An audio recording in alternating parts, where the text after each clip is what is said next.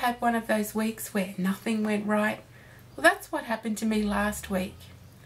I've been testing recipes for treacle tart for several weeks and I just couldn't find one that was right. Until I came to the conclusion that I should have used my mum's recipe all along. So welcome to the Vintage Kitchen. This week's recipe is my mum's treacle tart. A boy was walking his bumblebee, he tied it to a string. The sky was lit up with violet light, a bird began to sing a song of sixpence.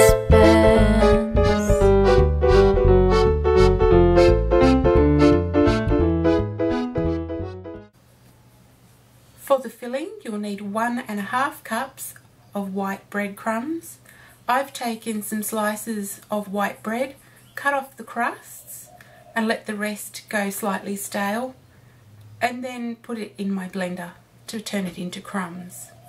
If you decide to take the crusts off your bread and blend them up to make breadcrumbs for another recipe, take my advice and don't use one of the handheld blenders, the stick mixers as we call them in Australia. It will throw that stuff 5 weeks from Sunday and you'll be picking it out of your cleavage for a week. If you have cleavage.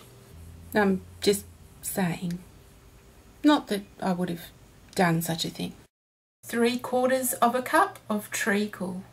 Treacle is a dark sugar syrup. It's almost black and it's got a smoky taste. It's just very slightly burnt sort of a taste. It's not as unattractive as it sounds. You can substitute treacle for one of the medium sort of flavours of molasses. One that doesn't have too strong a smoky taste, but somewhere around about in the middle. Optional ingredients for a more traditional filling for your treacle tart are the juice and zest of half a lemon and 1/2 cup of sultanas or currants. For the pastry shell, you'll need 500 grams or 1 pound, 1½ ounces of self-raising flour. For a more traditional short crust pastry, use plain flour. 250 grams or 8 3/4 ounces of butter or cooking margarine. Cooking margarine is a good substitute if you have someone who's lactose intolerant in your family. It's different from the type of margarine that you use for sandwich spreads in that it's exactly the same consistency as butter, so you'll never have any surprises when you use it in a recipe. You'll also need 2 eggs. Mix those up with a little bit of water. And because this is a sweet pastry, you'll need 1/2 cup of white sugar.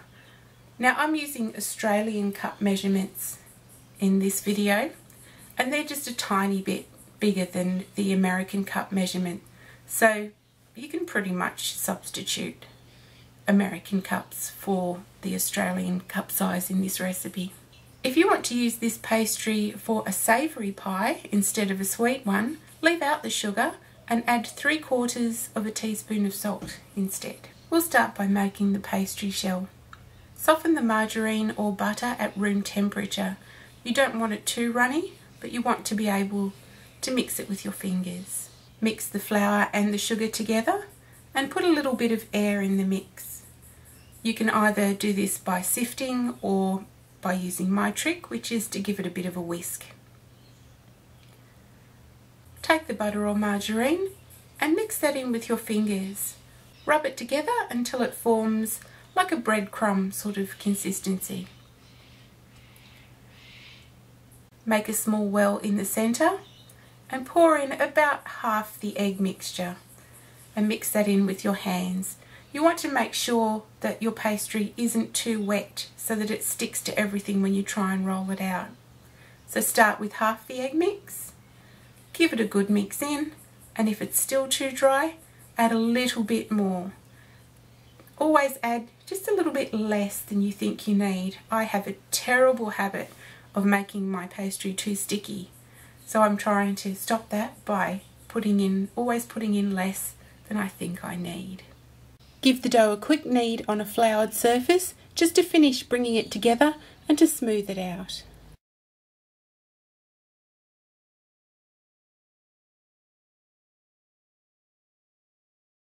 Your pastry is now going to need to rest a bit and cool down so that it's not too melty and sticky. So take 3/4 and wrap that in plastic, and wrap the other quarter of the pastry in plastic and pop them in the fridge for at least half an hour. 3/4 of the pastry will be used to make the base, and the other quarter will be used to make a design on the top of the tart. And while that's cooling down in the fridge, it's time to make the filling. Simply put the breadcrumbs in a bowl, pour the treacle over the top and give it a good mix.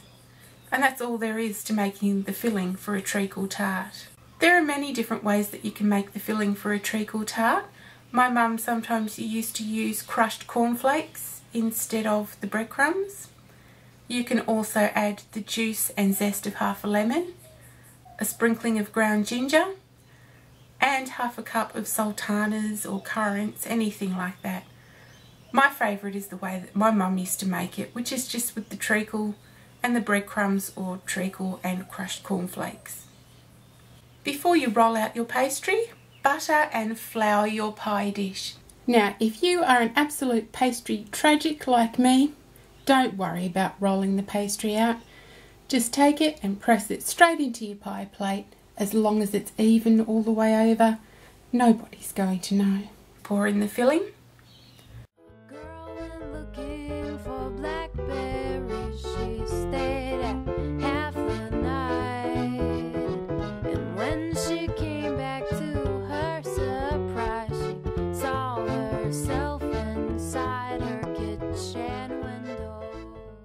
And then roll out the remaining quarter of your pastry. Cut that into strips and then lay it across the top in sort of a grid pattern. When you've finished putting your design on the top, press it down at the edges so that it connects to the outer shell of the pie, and then pop it in the oven for around about 30-35 minutes.